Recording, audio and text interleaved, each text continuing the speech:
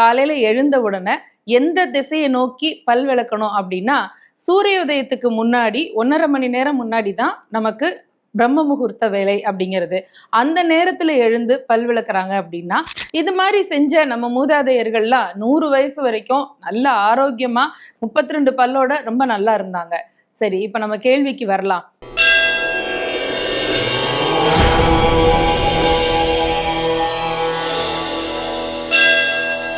காலையில எழுந்த உடனே பல் துலக்கிறது அப்படிங்கிறது ஒரு முக்கியமான வேலை தான். ஆனா அதை பல பேர் இன்னைக்கு கால வேலையில செய்யறாங்களாங்கிறது பெரிய கேள்வி.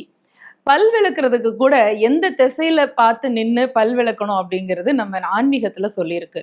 இன்னைக்கு நிறைய வேதிப்பொருட்கள் கலந்த பற்பசைகள், அதாவது டூத் பேஸ்ட், இதெல்லாம் நம்ம பயன்படுத்தினாலும் கூட அந்த காலத்துல ஆலங்குச்சி, வேலங்குச்சி, வேப்பிலை, அல்லது கறி இருக்கு இல்லையா, அந்த கறி துண்டு இதெல்லாம் வச்சு, ஏன் செங்கலை கூட பொடி பண்ணி பல் விளக்குவாங்க அப்படின்னு கேள்விப்பட்டிருக்கோம்.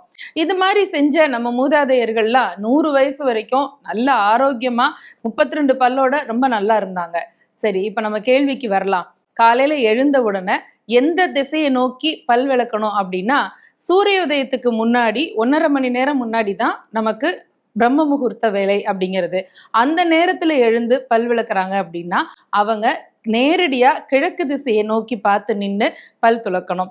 ஒருவேளை சூரியோதயம் ஆயிடுச்சு அப்படின்னா, கிழக்கு திசையை நேருக்கு நேரா நின்று பார்த்து பல் விளக்க கூடாதான். வடகிழக்கு திசையா அப்படி கொஞ்சம் திரும்பி நின்று அந்த பக்கமா பார்த்து தான் பல் விளக்கணும் அப்படின்னு நம்ம சாஸ்திரம் சொல்லுது.